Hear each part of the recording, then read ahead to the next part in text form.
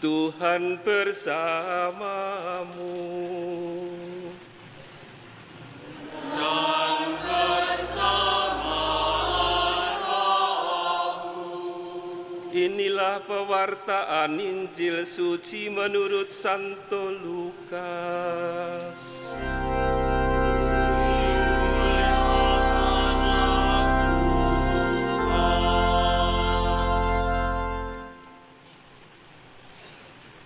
Dalam perjalanannya ke Yerusalem, Yesus dan murid-muridnya tiba di sebuah kampung.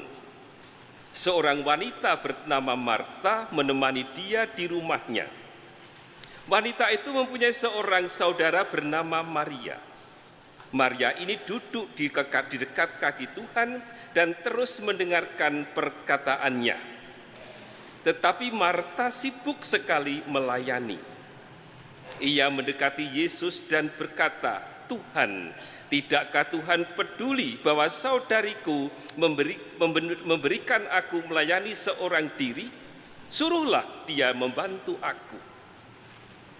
Tetapi Tuhan menjawabnya, "Marta, Marta, engkau khawatir dan menyusahkan diri dengan banyak perkara, padahal hanya satu saja yang perlu. Maria telah memilih bagian yang terbaik yang tidak akan diambil daripadanya." Demikianlah sabda Tuhan. Terpujilah Kristus. Saudara sekalian yang terkasih dalam Kristus Yesus, menerima tamu atau bertamu kiranya merupakan pengalaman harian kita yang biasa-biasa saja. Selama kita ini masih mempunyai tetangga, mempunyai teman, mempunyai sahabat, rekan kerja atau rekan bisnis, tamu bertamu itu merupakan hal sangat-sangat biasa.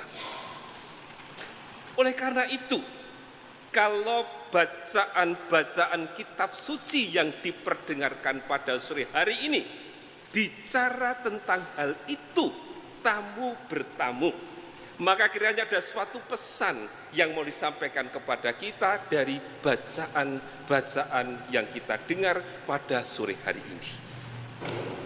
Bacaan pertama mengisahkan bagaimana Abraham menerima 3 orang tamu, orang asing di kemahnya.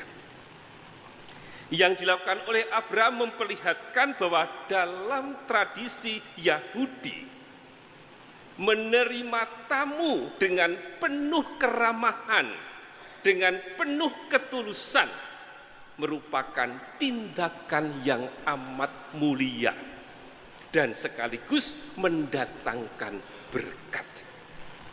Dan itulah yang dikatakan dalam bacaan pertama, sewaktu tamu itu mengatakan kepada Abraham, "Sesungguhnya aku akan kembali tahun depan mendapatkan engkau. Pada waktu itu Sarah, istrimu, akan mempunyai seorang anak laki-laki." Kata-kata tamu ini bagi Abraham dan Sarah tentu saja merupakan sebuah berkat yang amat besar yang dinanti-nantikan. Yahweh Allah sudah berjanji kepada Abraham dan Sarah bahwa mereka akan memiliki keturunan yang banyak seperti pasir di pantai. Tetapi dalam perjalanan waktu, usianya makin tua, tanda-tanda itu tidak tampak. Maka berkat yang disampaikan oleh tamu itu tentu suatu pemenuhan janji yang sangat dirindukan, dinantikan oleh Abraham dan Sarah. Dalam Injil, yang menjadi tamu adalah Tuhan Yesus dan 12 muridnya. Sementara tuan rumah yang menerima tamu adalah Marta dan Maria. Lazarus, Marta, Maria ada 3 bersaudara, dan mereka ini adalah sahabat-sahabat yang baik dari Tuhan Yesus. Kampung mereka namanya Betania. yang letaknya tidak jauh dari Yerusalem. Oleh karena itu bagi Yesus dan para muridnya, mereka sudah biasa mampir di rumah itu kalau mereka memiliki urusan dan harus pergi ke Yerusalem. Namun, saudara-saudara sekalian, ada peristiwa yang menarik yang terjadi dari Injil, dari perjalanan Yesus yang kita dengar pada sore hari ini. Dilukiskan, Marta sibuk di dapur melayani para tamunya.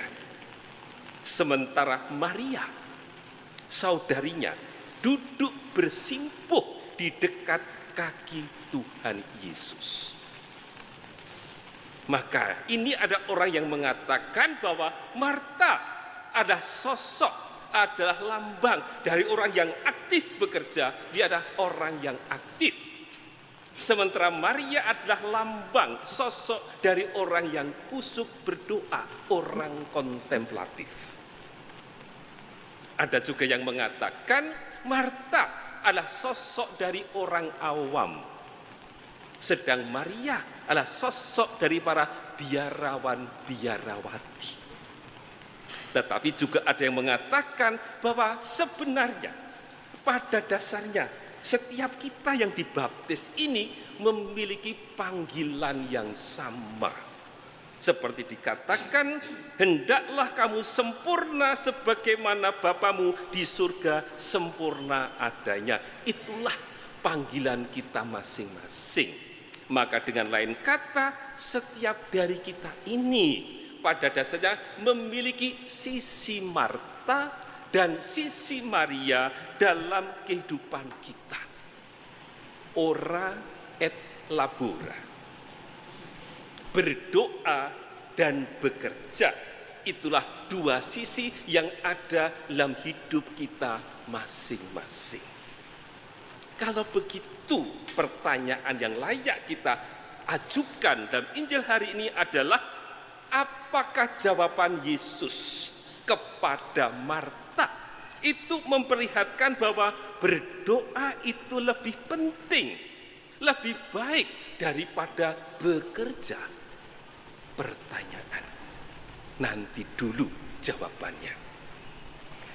Dalam diri kita, tentu kita juga memiliki keperluan untuk berdoa. Karena kita ini adalah makhluk rohani. Tetapi kita juga memiliki kepentingan untuk bekerja, untuk sibuk, untuk bertahan hidup. Karena kita adalah manusia bekerja. Lalu apa yang menjadi persoalannya? Maka yang dibuat oleh Maria itu penting. Tetapi yang dibuat oleh Marta juga tidak kalah penting. Relasi dengan Allah itu penting. Tetapi relasi dengan sesama juga tidak kalah penting. Kita ingat akan hukum cinta kasih yang diajarkan Yesus kepada kita.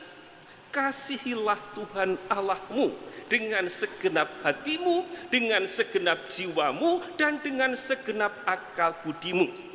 Dan hukum kedua yang tidak kalah penting, yang sama dengan itu ialah kasihilah sesamamu manusia seperti dirimu sendiri. Maka jelaslah mencintai Allah dan mencintai sesama itu sama pentingnya. Harus berjalan beriringan. Maka jawaban Tuhan Yesus kepada Marta tidak mau mengatakan bahwa mana yang penting. Tetapi Tuhan Yesus menunjukkan apa yang menjadi dasar dari pekerjaan kita, dari kegiatan kita, dari kesibukan kita. Sebagai orang Kristen, sebagai orang Katolik, sebagai murid Kristus, kesibukan kita entah apapun namanya, pekerjaan kita apapun namanya, pelayanan kita apapun namanya, haruslah mengalir, harus keluar dari pengalaman kita dengan Tuhan, pengalaman kita dari doa-doa kita. Maka mencintai Allah dan mencintai sesama itu haruslah seimbang. Doa penting supaya kita tidak kehilangan arah di dalam kesibukan-kesibukan kita, dalam pekerjaan kita, dalam pelayanan kita. Tetapi pekerjaan kita, pelayanan kita juga membantu menjadi semacam pupuk, menjadi semacam vitamin dalam hubungan kita dengan Allah. Semakin baik kita bekerja, menyuburkan pula hubungan kita dengan Allah. Maka menjadi jelas kata-kata Yesus kepada Marta tidak mau mengatakan bahwa bersimpuh di dekat kaki Tuhan seperti yang dibuat Maria itu lebih penting daripada sibuk di dapur seperti yang dilakukan oleh Marta. Pertanyaannya bukan mana yang lebih baik, mana yang lebih penting, tetapi dalam situasi konkret, dalam situasi yang real, bagaimana kita bisa menentukan prioritas di dalam tindakan-tindakan kita. Kapan kita bersimpuh di dekat kaki Tuhan untuk berdoa? Dan kapan waktunya kita sibuk bekerja? Kapan berdoa, kapan bekerja? Tergantung dari situasi real yang kita hadapi. Maka saudara-saudara sekalian, ora et labora, berdoa dan bekerja, itulah dua sisi dari kehidupan dan kegiatan kita tiap hari.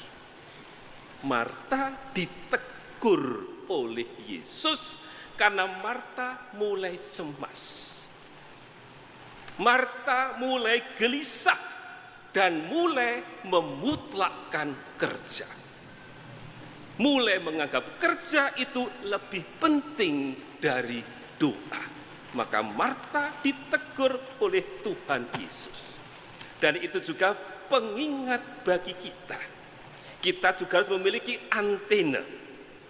Kita harus memiliki alarm supaya kita tidak jatuh dalam ekstrim, yaitu memutlakkan salah satu. Cinta kepada Allah harus berjalan seiring dengan pekerjaan kita. Penting berdoa karena waktu doa kita ada supaya kita tidak kehilangan orientasi, kita tidak kehilangan arah. Tetapi soalnya bukan bahwa berapa lama kita harus berdoa. Masing-masing dari kita memiliki situasi yang berbeda, maka tidak bisa disamaratakan, tetapi ada satu prinsip yang sama, yaitu memberi waktu berdoa, bersimpuh di dekat kaki Tuhan Yesus seperti yang dibuat Maria adalah sebuah keharusan bagi kita supaya kita bisa kegiatan kerja kita seperti yang dibuat oleh Marta tidak kehilangan makna dan artinya. Dua-duanya, Maria dan Marta, sedang mengungkapkan cintanya kepada Tuhan Yesus. Kapan kita harus berdoa dan bagaimana melakukannya adalah tanggung jawab kita masing-masing. Jawabannya ada pada kejujuran kita masing-masing. Maka saudara-saudara sekalian, Maria dan Marta berdoa dan bekerja, ora et labora, adalah sepasang sayap dalam kehidupan kita. Kalau kita ingin mau terbang tinggi, maka kedua sayap ini harus berjalan seimbang. Doa membantu kita memiliki arah dari kesibukan kita, kesibukan, kita akan mempersubur hubungan kita dengan Allah. Maka menyeimbangkan dua sayap ini, sepasang sayap ini adalah pergulatan kita setiap hari. Bergulat dalam upaya kita ingin mencintai Allah, tetapi juga mencintai sesama kita. Ora et labora, berdoa dan bekerja, merupakan suatu ajaan panggilan kita masing-masing agar kita bisa berjalan bersama Tuhan. Mencintai Allah tanpa mengabaikan sesama kita, mencintai sama kita tanpa melupakan kedekatan kita dengan Allah. Maka malah kita belajar dan mengingat peringatan Yesus kepada Marta, juga peringat bagi kita, jangan memutlakkan salah satu. Kerja dan berdoa haruslah berjalan beriringan. Dengan cara itu, nama Allah dimuliakan kini dan sepanjang masa. Amin.